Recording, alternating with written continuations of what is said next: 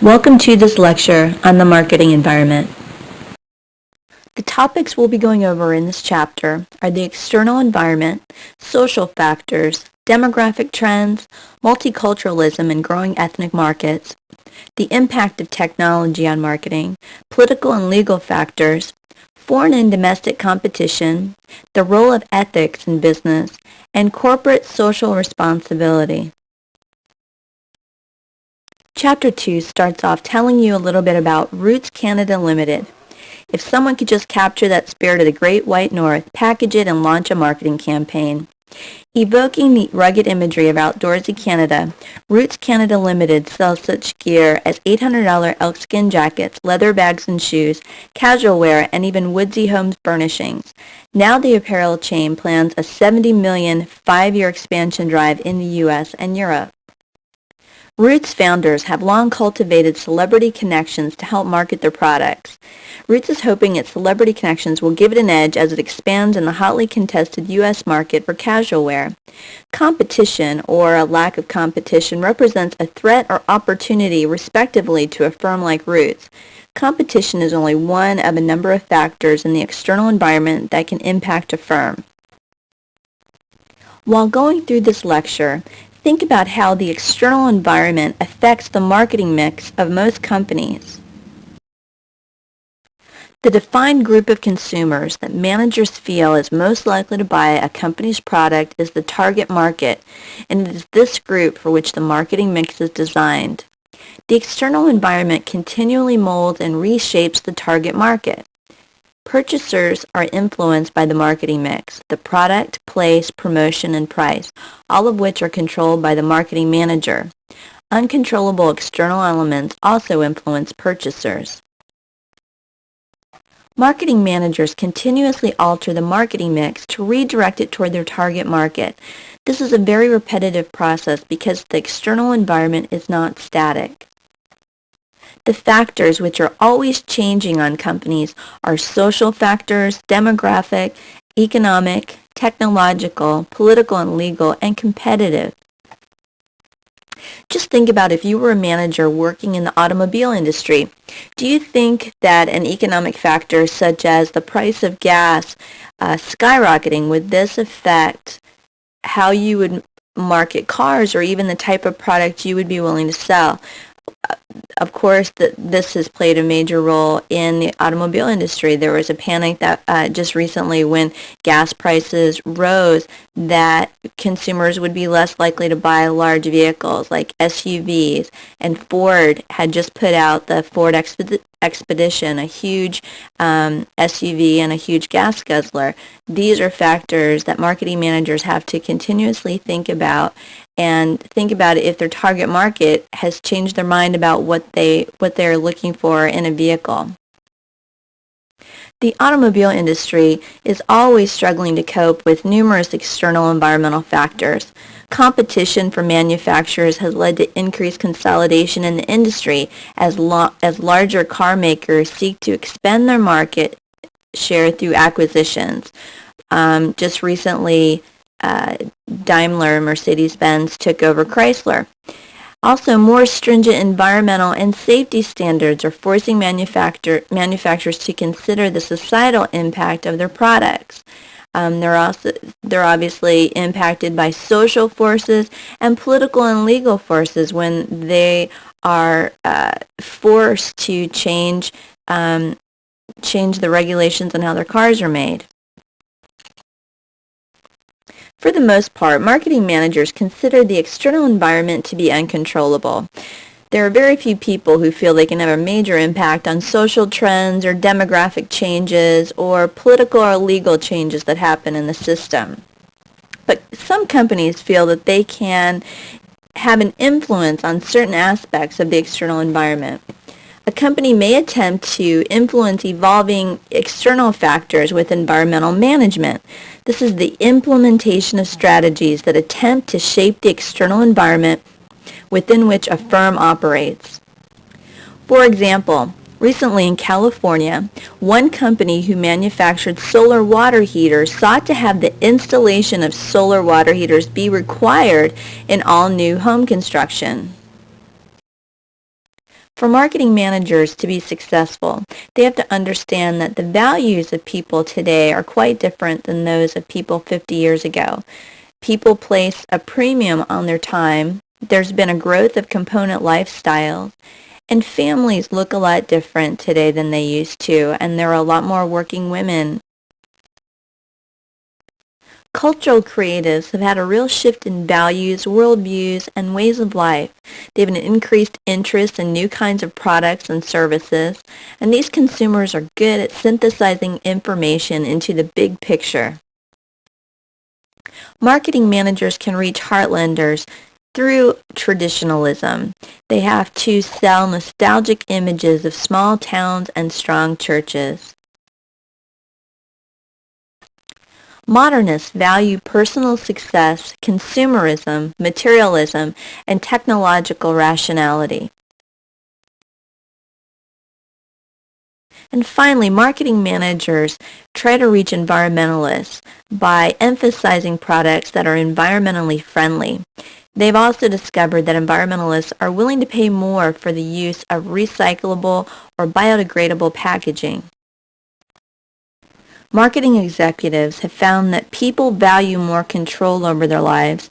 They want to spend less time doing things that they dislike, and there's also been a growth in home-based self-employment. Much of our society would agree that there's little time to do anything but work, commute to work, handle family situations, do housework, shop, eat, sleep, and finish our daily chores. There's been a growth of component lifestyles, especially over the last 10 years.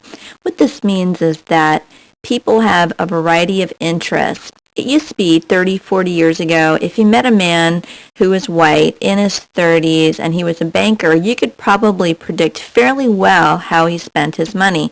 You could probably predict that he was married, had 2.5 kids, a dog, a house with a fenced-in yard. His interests probably included tennis and golf, and he probably drove a Volvo. Today, that same 30-year-old man could have very different interests. He may or may not be married, divorced. He may be into rock climbing. He may have a dog, cat. Marketing executives today have a much more difficult time figuring out what the average consumer will purchase because of this growth in component lifestyles. Component lifestyles are the result of choosing products or services that meet diverse needs and interests rather than conforming to traditional stereotypes. The growth in the number of Harley-Davidson riders who are in professions such as medicine, law, and business highlights the individuality of the person who lives a component lifestyle. There's been a rapid increase in the percentage of women that are employed today. These changes have really affected the types of products demanded. For example, child care facilities, products to reduce the time required for housekeeping, convenience products, and so on. Several years ago, Sears was famous for not granting credit cards to women. They would always require that when women applied for a Sears card that their husbands applied for the charge card for them. Marketing executives finally figured out that women were a major purchaser of their products, and they changed their tune when it came to giving women their own credit cards, and they changed their marketing campaign to come see the softer side of Sears. One of the changes with the most dramatic impact on consumers has been the increase in working women and dual-career families. Approximately 58% of all women between 16 and 65 are in the workforce. Women's level of expertise, experience, and authority are growing. There's been a surge in the growth of daycare centers, preschools, and adult care services for the elderly as more women have left the traditional caregiver role and taken jobs outside the home. Women are generally the purchasers of most household products, and they also buy 45% of all cars and trucks sold in the U.S.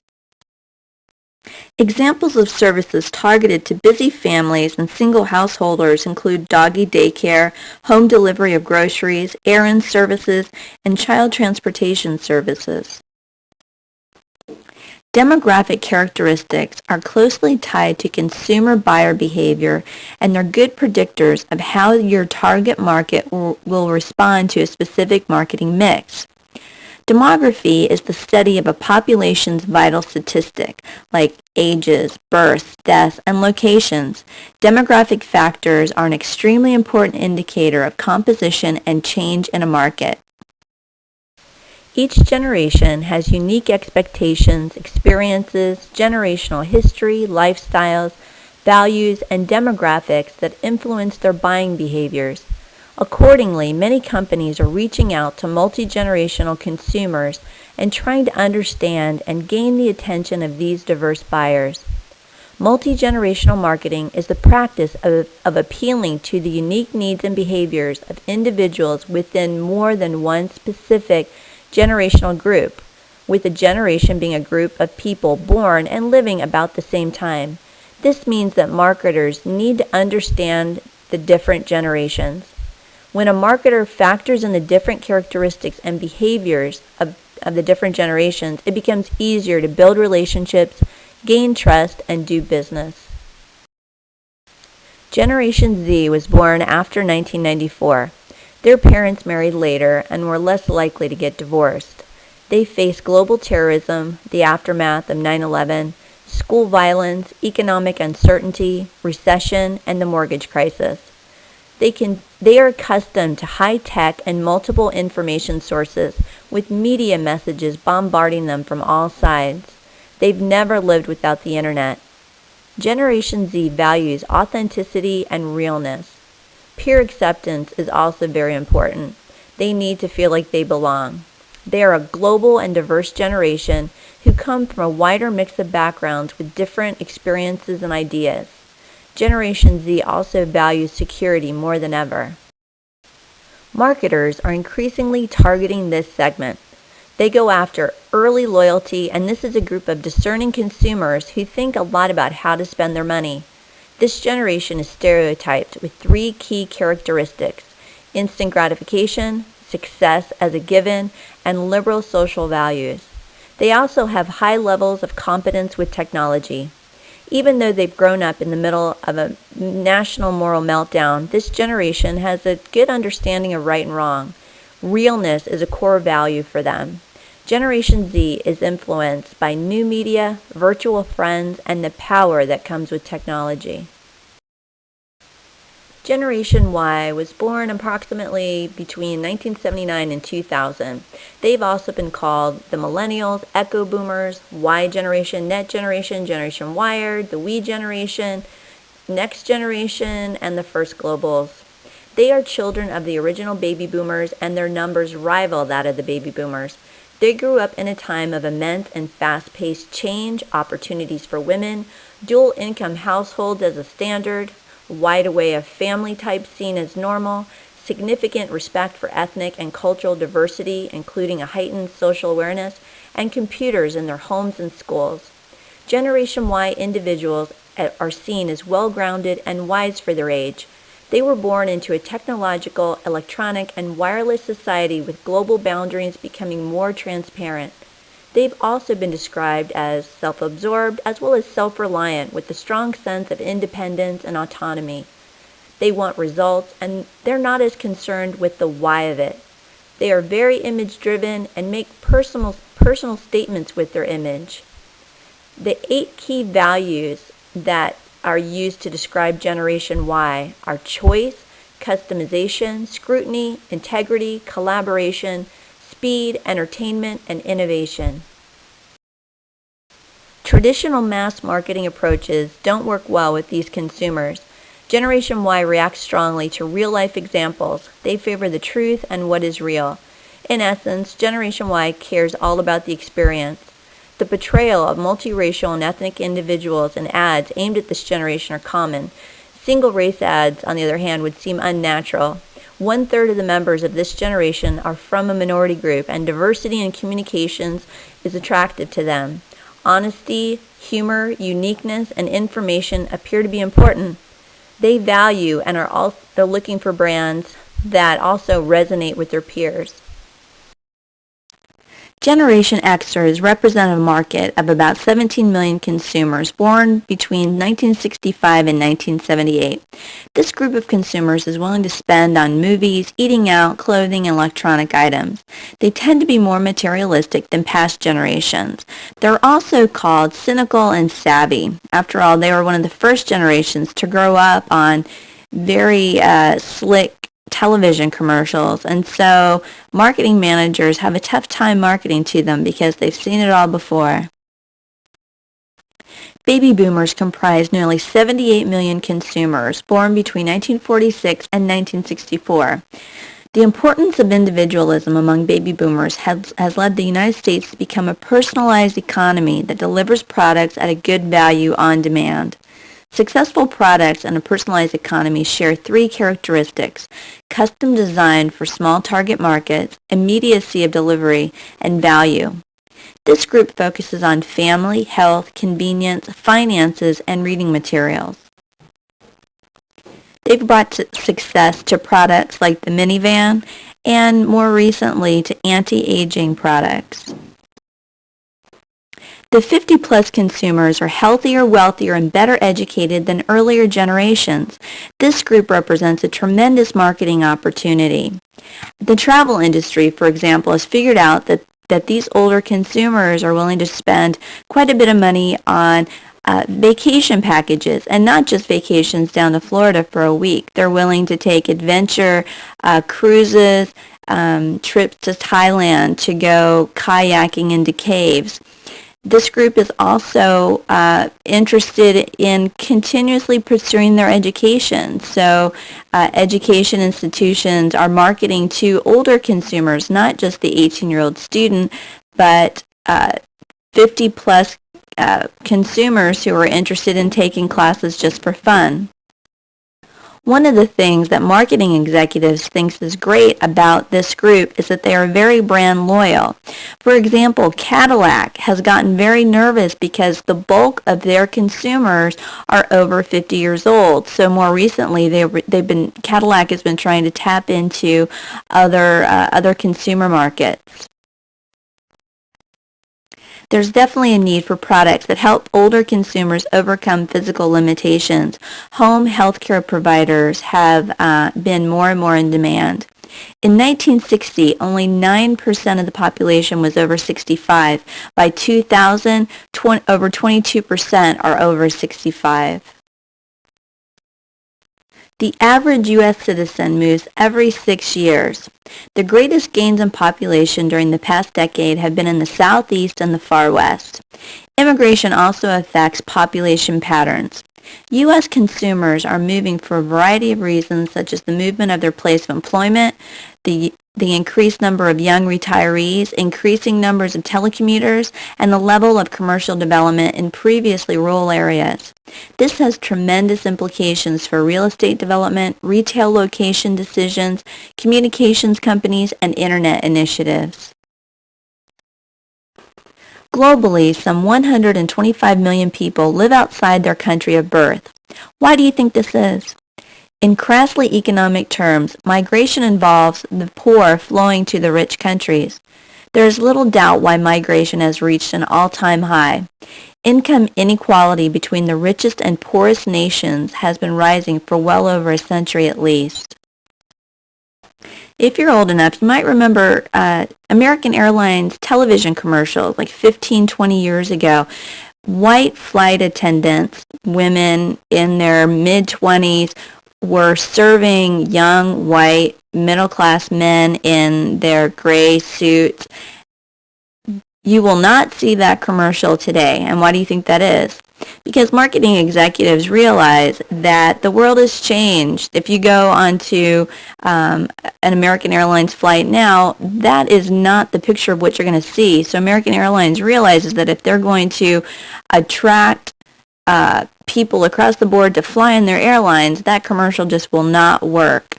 There are 3 large racial and ethnic minorities that are much greater components of American society, and marketing executives over the past several years have recognized this. And so if you look at TV commercials, magazine ads, they have really changed over the past few decades.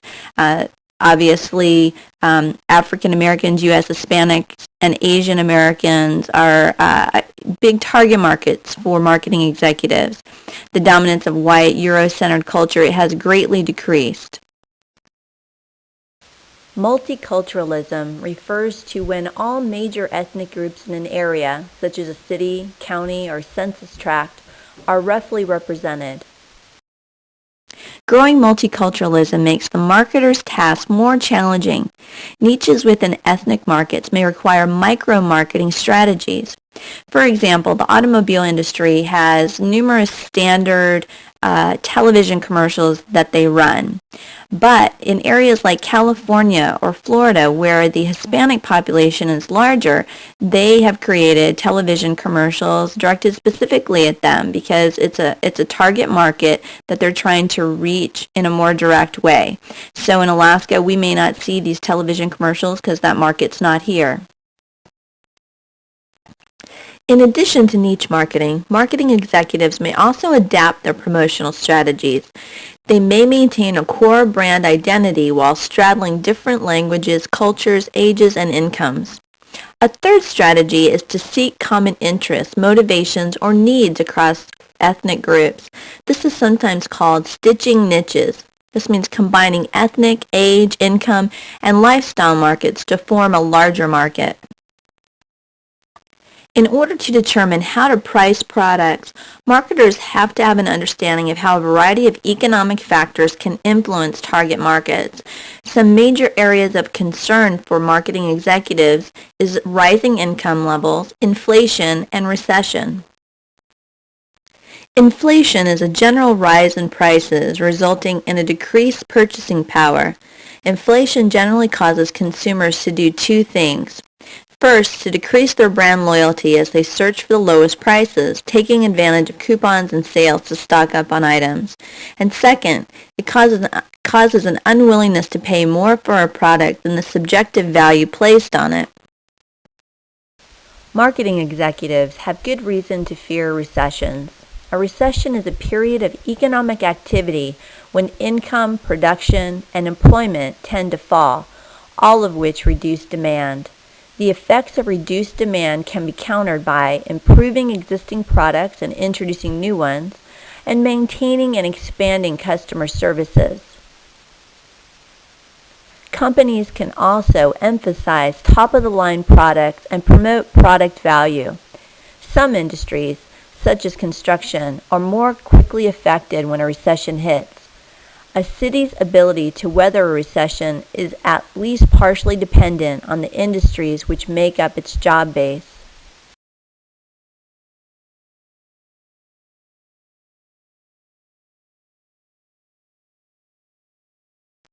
Changes in technology and resource factors can have a momentous effect on an entire industry. New technology can assist a company in coping with many of the other environmental factors. For example, new processes can reduce production costs and help a firm fight inflation and recession.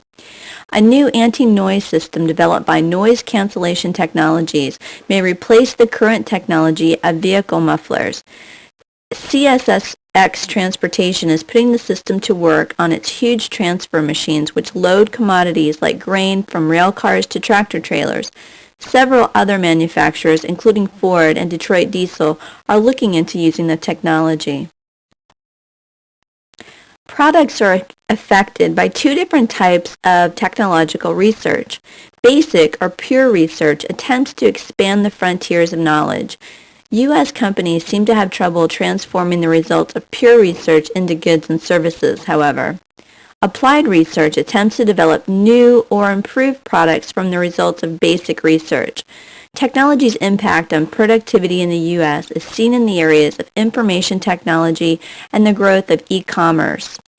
Companies are actively seeking technology that will personalize service in totally new ways. For example, the Marriott is looking at providing video phones, video conferencing, and locks with voice recognition for guest convenience. In many cases, the new technology will make self-service easier and more fun.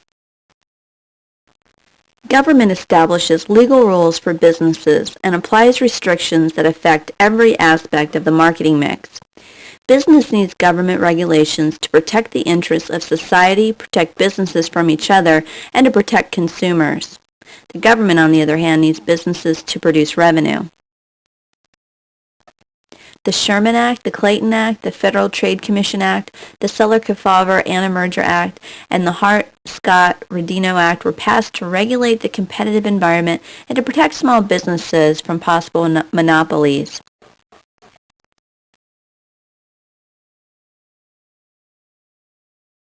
The Robinson-Patman Act was designed to regulate pricing tactics.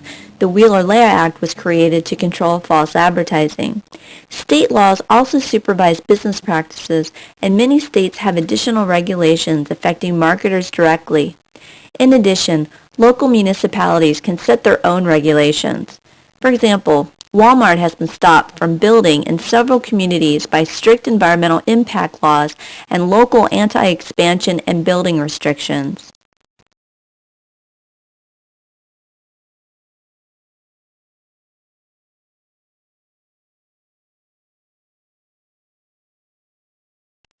The three regulatory agencies most directly involved in marketing affairs are the Consumer Product Safety Commission, the Federal Trade Commission, and the Food and Drug Administration.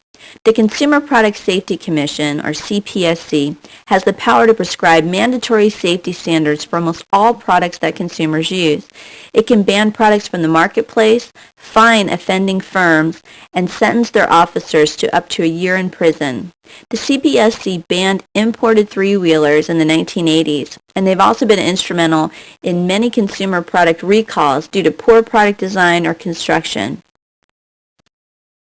The Federal Trade Commission is empowered to prevent persons or companies from using unfair methods of competition in commerce and has a vast array of regulatory powers.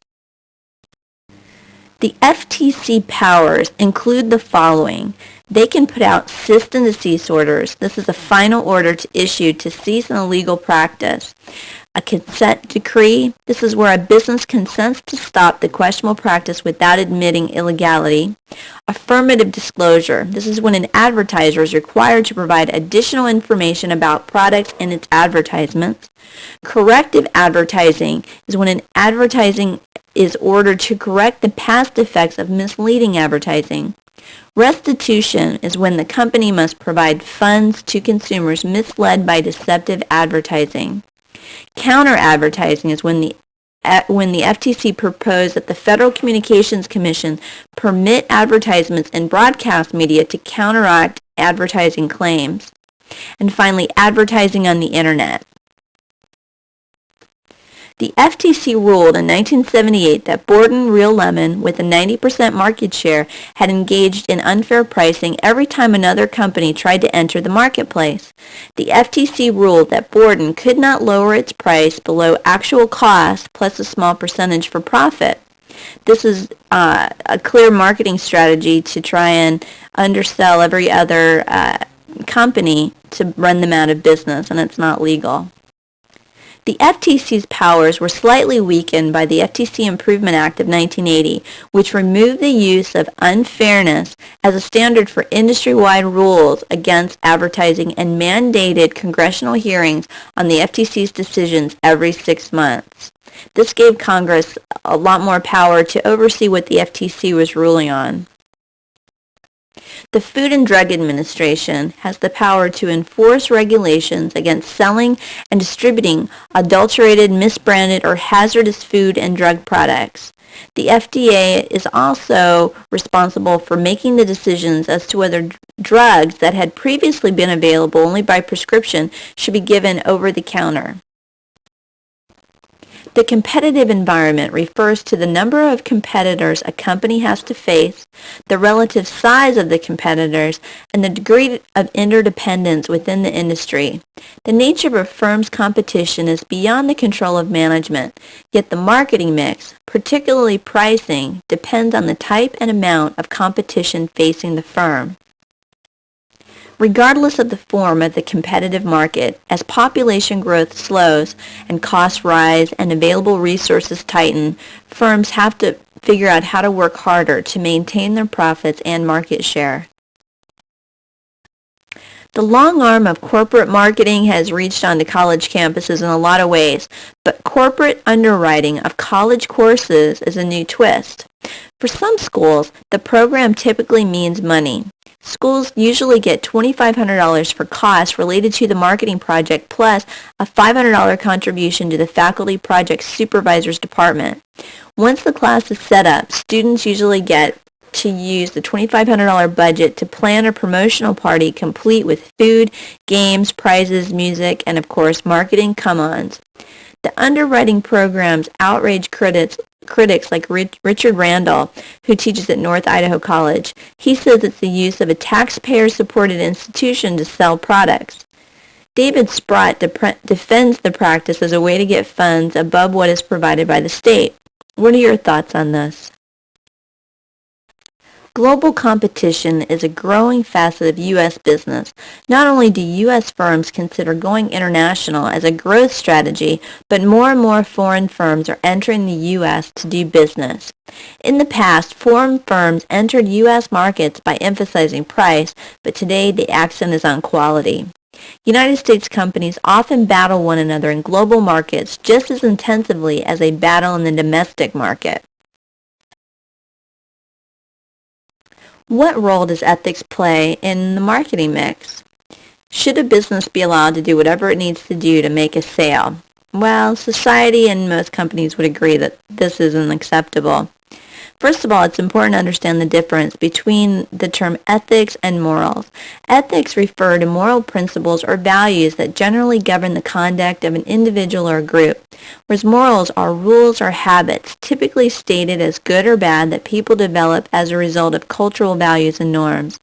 Business ethics are actually a subset of the values held by society as a whole. These values are acquired through family and through educational and religious institutions. Ethics can be very situation-specific and time-oriented.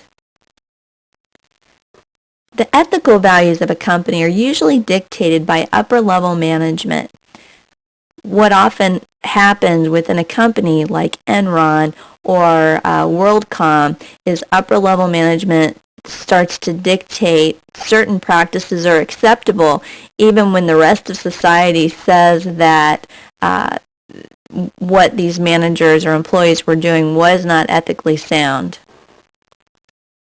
Since the tobacco industry can no longer advertise their cigarettes on billboards or television advertisements like they used to, instead they're throwing tobacco parties or cigarette parties. And what this means is they sponsor these parties for young adults, some of them under 18 years old, and they hand out free cigarettes, and the whole purpose of these parties is to get these young consumers to start smoking early. It's not legal, but do you think this is ethical?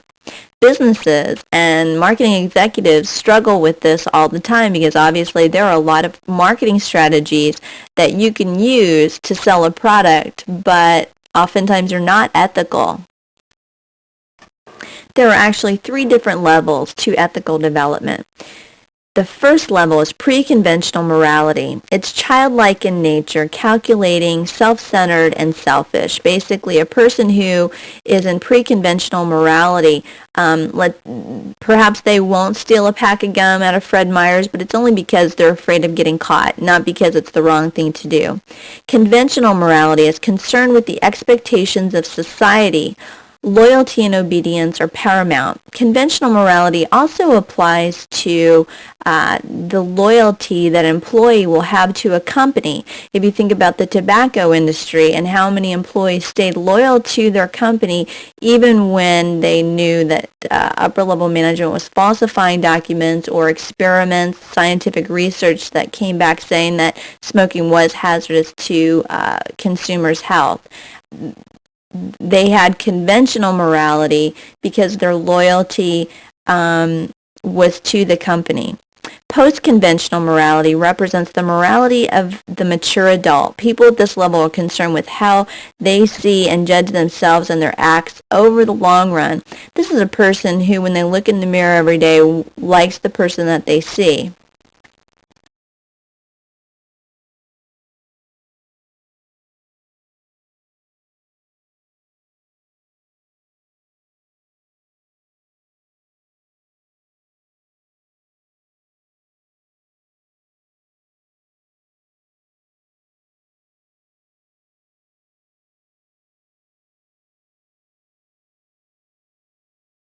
The following factors have the greatest influence on ethical decision-making within an organization.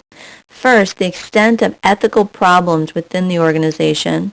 2, top management actions on ethics.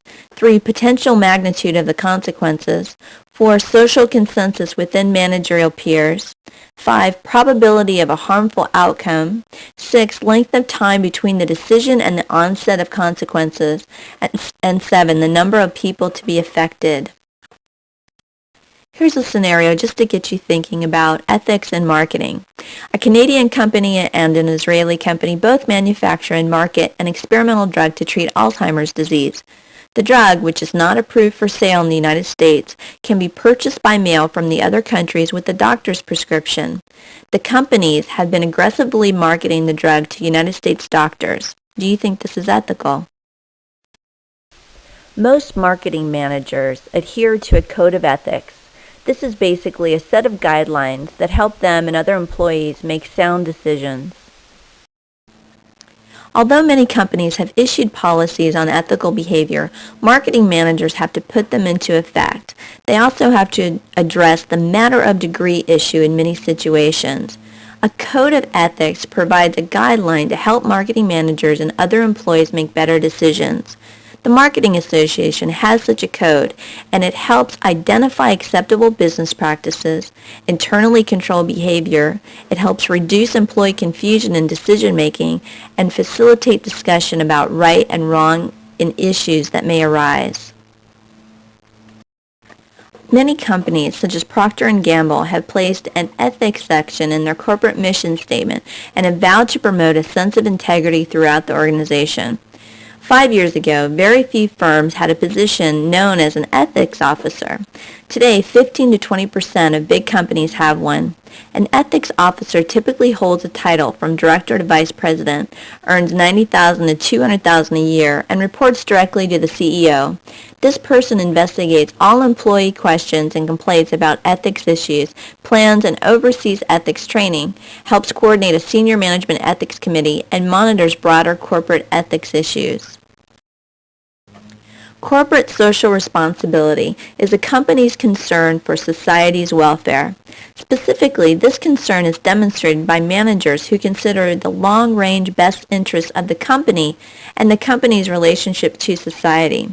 This means more than just looking out for stockholders and just making a profit.